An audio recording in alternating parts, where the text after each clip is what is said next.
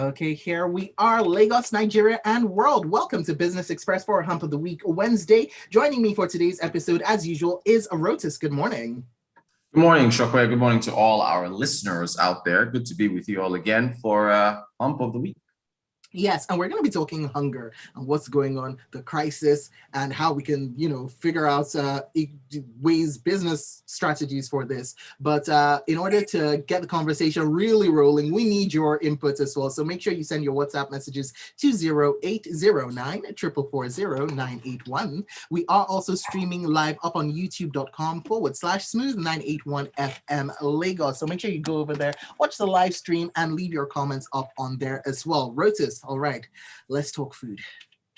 Yeah, so the International Committee of the Red Cross, the ICRC, is saying that about 346 million people in Africa are facing severe food insecurity, meaning that they have likely experienced hunger. It's like they're calling it the worst crisis since 2017.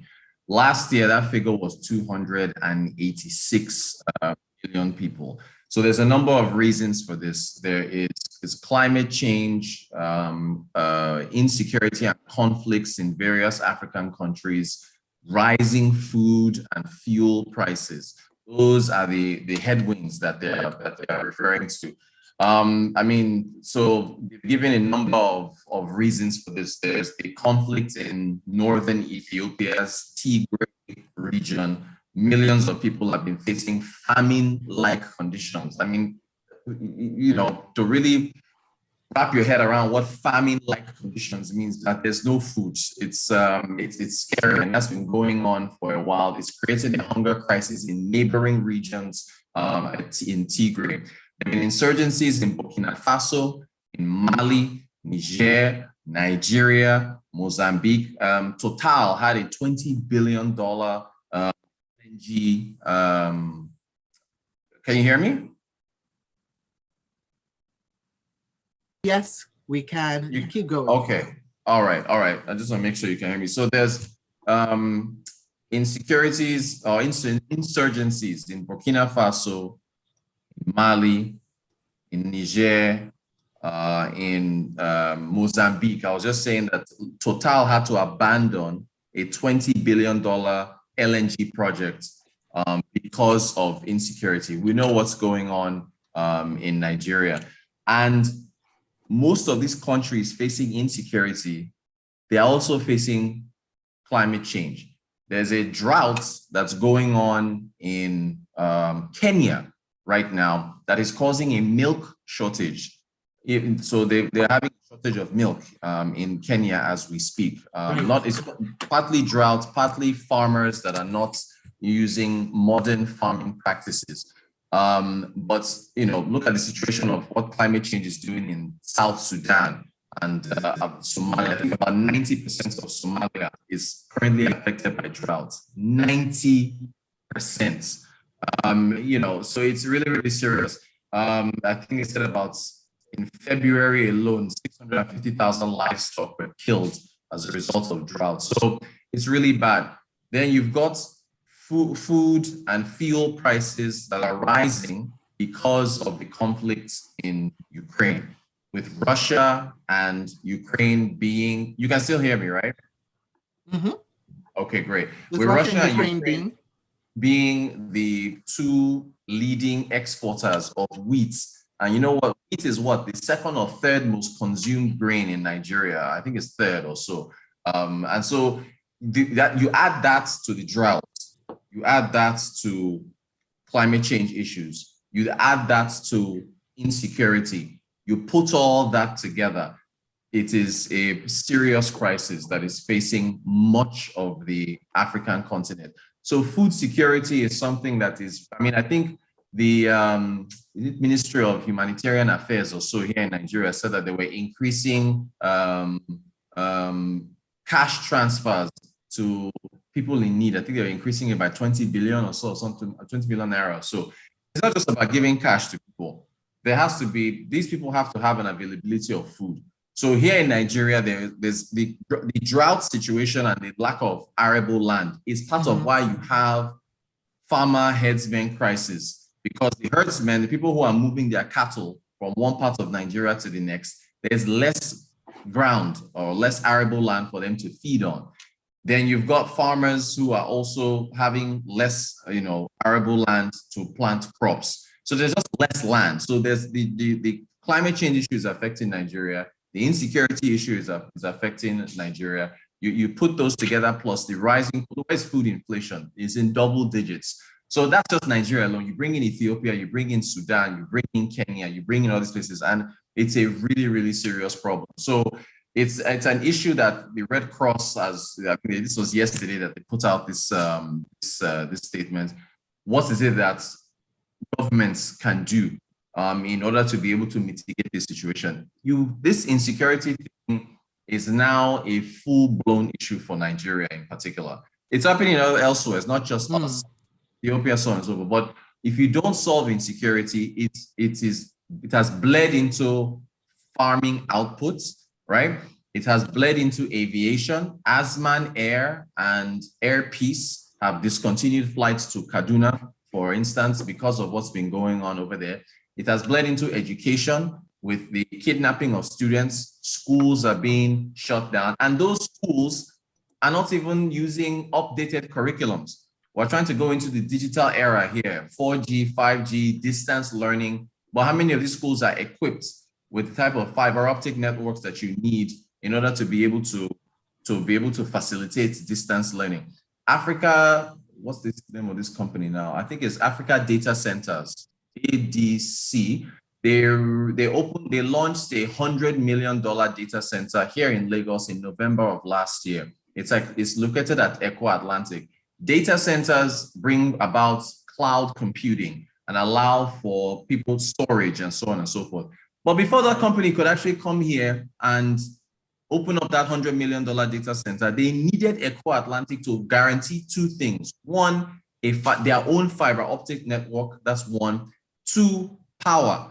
If not for those incentives, they wouldn't have come here to open up that data center. I know Microsoft is opening something else as well. But so the thing is, on the point on distance learning and on the point of internet connectivity, on the point of how insecurity is affecting education, you still have also your standing infrastructure issues that need to be addressed. So it's a cornucopia, if you will, of issues that from left, right, and center that is leading to a serious hunger crisis. I mean, 346 million is almost how many Africans are there? 1 billion or 1.2? I mean, that's almost a quarter or so, right? That's a sizable number of people facing hunger crisis from so many different issues. So it's something that, we're going to be getting inflation figures for March in about a week, I think. If it's not this week, it's probably next week. And for many decades, for a long time now, in international security ambits, they've said that, the next really major big world war is going to be a resource war, that it'll be over water. But now we're seeing food. So it's kind of interesting. It reminds me of an Ouroboros, which is that snake eating its own tail, in that we've got insecurity, which is leading to food insecurity. Then food insecurity will then lead to more insecurity. And what happens to the economies that this is going on in? Because Africa is when you think Africa, you think food, you think bountiful land, don't you? But then we're dealing with this. Exactly. And kind of is a conundrum. President Buhari has said it. I mean, he's leaving office next year. He says he wants to lift 100 million people out of poverty. That's not happening. More people have been falling into poverty. It's not really his fault. It's as a result of the COVID pandemic. Now you've got this Russia-Ukraine situation that's happening as well. So that's also going to exacerbate the problem further. So, then job growth is how you tackle these things. I mean, on the security side, you've got to do what you have with security, but job growth is how you combat poverty and all these other matters. We're not creating jobs. What do you think about the prospects for job growth, let's say within the next 3 years, 5 years? Yeah, well, if 7 million more people, according to the World Bank, were plunged into poverty as a result of COVID-19, 7 million more, how many jobs are you going to create to get those people out of poverty? It's going to be really hard. And we haven't gotten, and our statistics are late, we haven't gotten job. We've been bandying about 33% inflation, 33% unemployment since the fourth quarter, Shokwe, of 2020. No unemployment information for 2021. First quarter, second quarter, third quarter, fourth quarter. No unemployment information for the first quarter of 2022. It is now April. So, of course, those numbers have increased. Unemployment in Nigeria could be 40%, 45, 50, for all I know. So, you know, if you don't even have the data to tell you how many people are unemployed, you haven't even started to talk about how many jobs you can create. That is, there's an analyst I know in South Africa, I think, what's his, Chris Hart. His name is Chris Hart. The man is obsessed with unemployment. He doesn't talk about anything else. If you talk to him, you think, which kind of analyst is this? All you talk about is jobs. He bangs on about jobs all the time. It is until you start to create jobs for people, right? I mean, you can focus on, you can say what are Nigeria's problems, power, corruption, but until you address job growth and actually put people to work. You and I got up this morning because we had things to do, right? We had purpose. You've got freshly pressed and all this other, your entire breakfast thing. You have a job. You have a reason to get up in the morning and do something. Until you give people that purpose, you will continue to see crime rise. You will continue to see these insecurity issues. This that will happen on the train, the rail line, and so on. We really have to address this. So everything is all interconnected, and it's a serious crisis. Because again, 346 million Africans facing food insecurity. That is a staggering number. That is more than the population of Nigeria. Nigeria is 200 million or 210, whatever you want to say. Mind-boggling. It's huge, you know. So now again, Chico says up on WhatsApp, if we had built gas lines from south to north en route to Europe, we would have benefited from the war in Ukraine right now. And Benga Akamu is sending in messages saying, if we can't settle the insecurity problems, then nothing else can grow in this country. Because yeah, we're talking about jobs, but let's face it, look at what's happening in the Southeast, right? In the South. We've got people who are having to stay at home. We've got people who have jobs, but because of insecurity, can't go out and, do their jobs. Exactly. So but there's that. Yeah, so it's a whole round robin thing. If there were more jobs, most of the people who are committing these crimes are young, right? They don't have purpose. If you don't have purpose and a reason to get up every morning, what do you do? I mean, I kind of imagine if I didn't have a job and I didn't have something to do, well, I don't know. Would I rely on family, friends to keep me going? If things got really desperate and I had no options for my family, no options for my friend, my stomach is grumbling every morning, you will be susceptible to committing crime.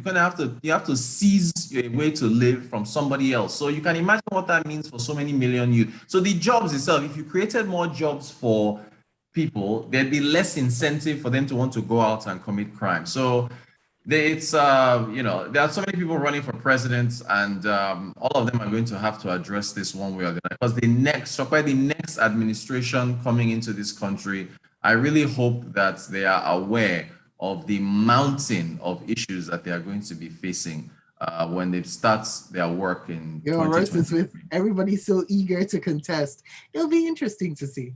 It'll be very much. Because we've just been borrowing left, right, and center. We need to just do a show on borrowing. All right. What that's gonna mean. It's gonna be tough, though. It's gonna be tough. There's more coming down the line because look at fuel subsidies. They've had 3 trillion naira extra. So the work is there and the work needs to be done. All right, well, that's all we've got time for on today's Business Express. Rotus, go ahead, take a breather, before you face the day again after what we've been talking about. You can also find Rotus up on Twitter, find him at Rotanquote, and keep this conversation going because this is such a pertinent issue that affects all of us, not just in Nigeria, but across the continent, well, and even further out. So Rotus, tomorrow I'll catch you once again, 6:30 on Business Express. Goodbye for now. All right, thanks. Take it easy.